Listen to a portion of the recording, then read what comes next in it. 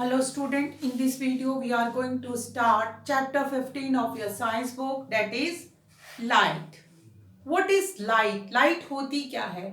Light is a form of energy that gives us sensation of vision.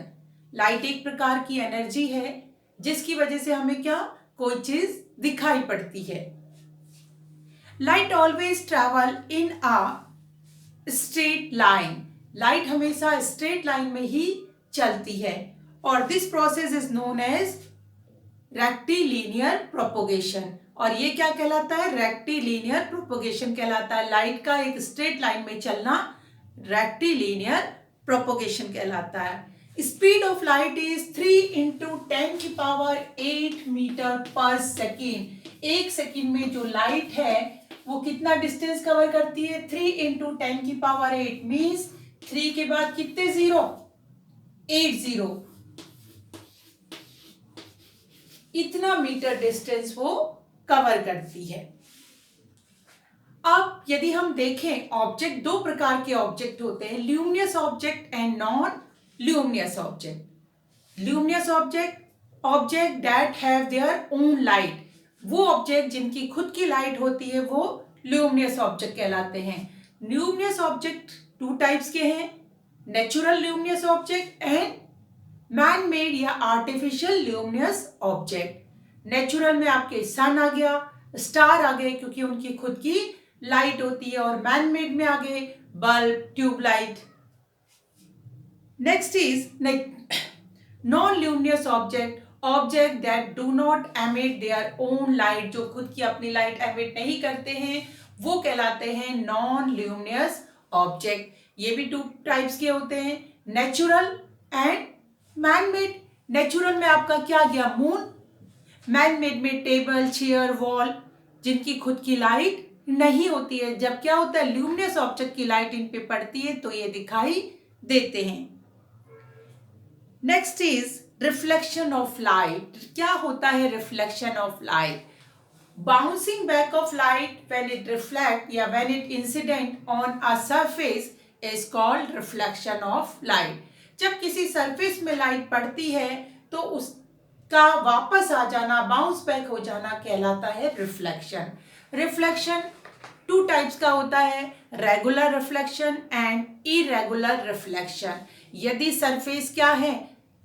Smooth है तो regular reflection होगा, और अगर सरफेस क्या है?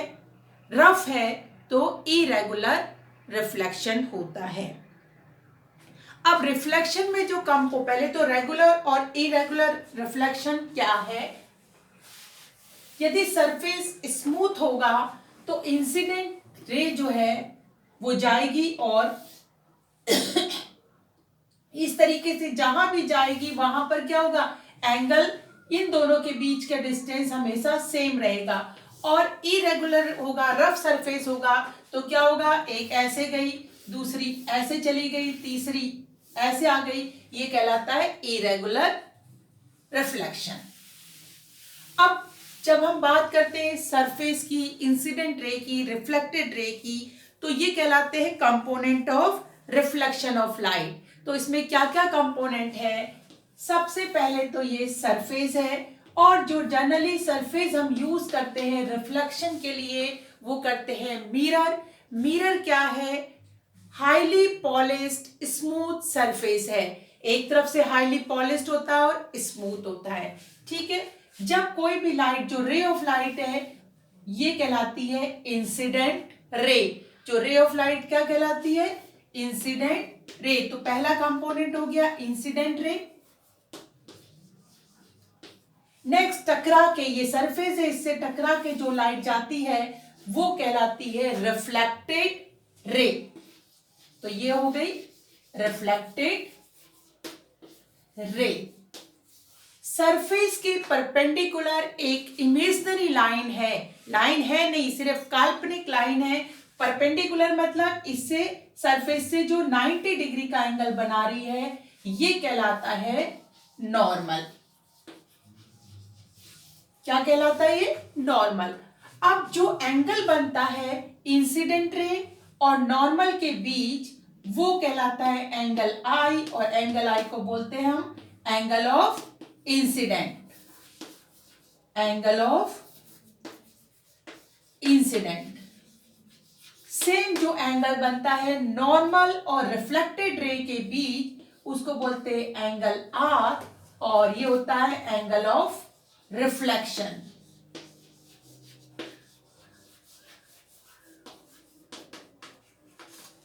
ठीक है, और वो पॉइंट जहां पर सरफेस से जाकर इंसिडेंट रे टकराती है और रिफ्लेक्टेड रे बाउंस बैक होती है, वो कहलाता है point of incidence, point of incident. ठीक है,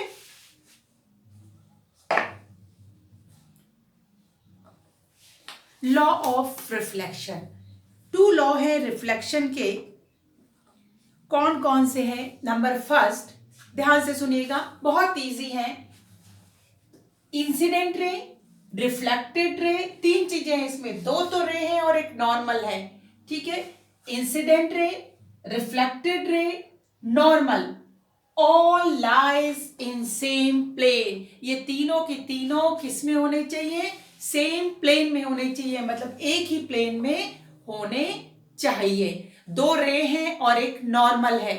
ठीक है, incident ray, reflected ray and normal all lie in the same plane. ये है first law of reflection. Second law of reflection क्या है? Angle of incident, angle of incident is always equal to angle of reflection। angle of incident हमेशा angle of reflection के equal होता है। बहुत important law है, आगे तक आपके काम आते हैं, इसलिए इसको अच्छे से याद रखिए। नेक्स्ट है मिरर। मिरर क्या होता है? मैंने बताया था smooth highly polish surface is called mirror. एक तरफ से क्या होता है? पॉलिश्ड होता है, बहुत स्मूथ है, उसको हम कहते हैं mirror. Mirror are of 2 types. Mirror 2 तरीके के होते हैं। Number first is plane mirror and number second is spherical mirror. Mirror 2 प्रकार के हैं, प्लेन मिरर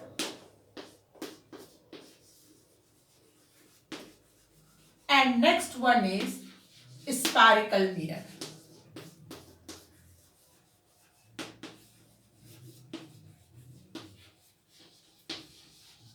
स्फेरिकल मिरर भी 2 टाइप्स के हैं। Number first concave and number second is convex mirror. अब प्लेन मिरर की क्या कैरेक्टरिस्टिक होती है? आपने प्लेन मिरर देखा है, जनरली हम घरों पे यूज करते हैं अपने आप को देखने के लिए, वो मिरर कहलाएगा प्लेन मिरर।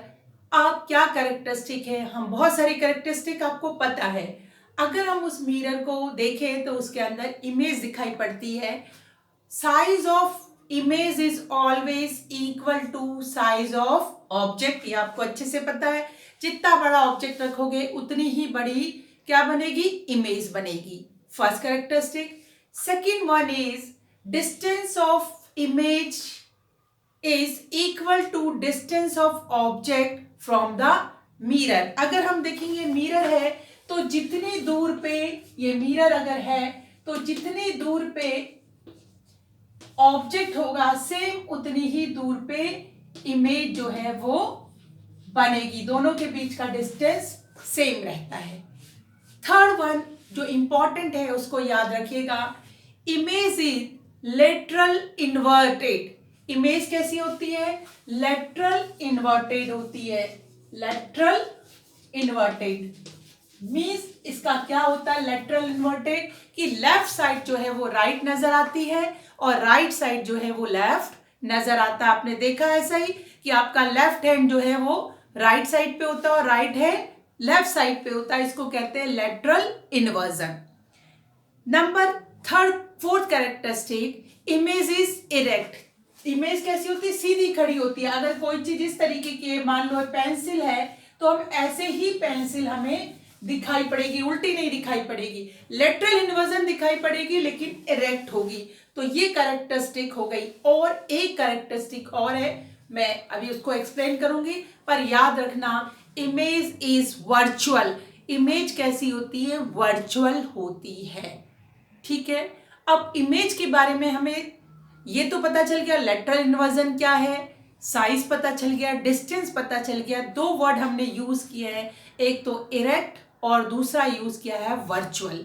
ठीक है, इरेक्ट का अपोजिट होता है इन्वर्टेड, इन्वर्टेड मतलब उल्टी, और वर्चुअल का अपोजिट होता है रियल। अब क्या चीज है वर्चुअल और रियल में क्या अंतर है?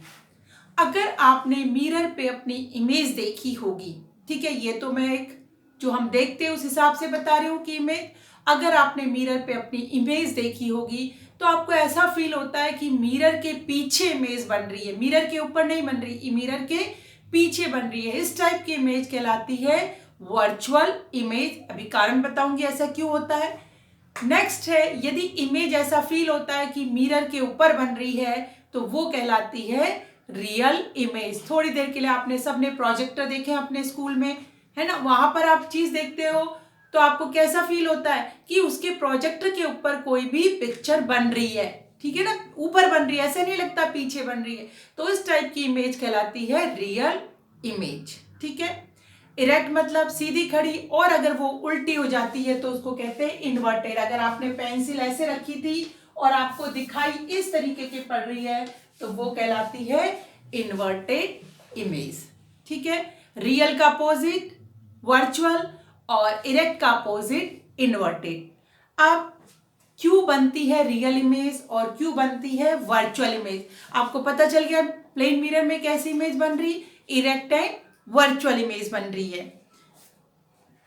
सबसे पहले रियल इमेज स्क्रीन पे ली जाती है, it can be taken on screen, screen पे होती है, ऑन द स्क्रीन। जबकि वर्चुअल इमेज जो है it's cannot be taken on screen, screen पे नहीं ली जाती। ऐसा फील होता है कि पीछे स्क्रीन के बन रही है। कारण क्या है रियल इमेज का? The ray of light after reflection actually meet at a point. जो भी रिफ्लेक्शन के बाद जो रे ऑफ लाइट आती है, जाती है रेस रिफ्लेक्शन की, वो किसी एक पॉइंट पे आकर मिलती है तो बनती है रियल इमेज। और यदि वो किसी भी पॉइंट पे आकर नहीं मिलती है तो बनती है वर्चुअल इमेज। और हमेशा याद रखना रियल इमेज हमेशा इन्वर्टेड होती है और वर्चुअल इमेज हमेशा इरेक्ट होती है। ठीक है, तो स्टूडेंट आज हम लोग इतना ही पढ़ेंगे। आपकी बुक से इस चैप्टर को रीड कीजिए यहाँ तक। नेक्स्ट का पोर्शन जो है रिमेनिंग पोर्शन हम नेक्स्ट वीडियो में पढ़ेंगे।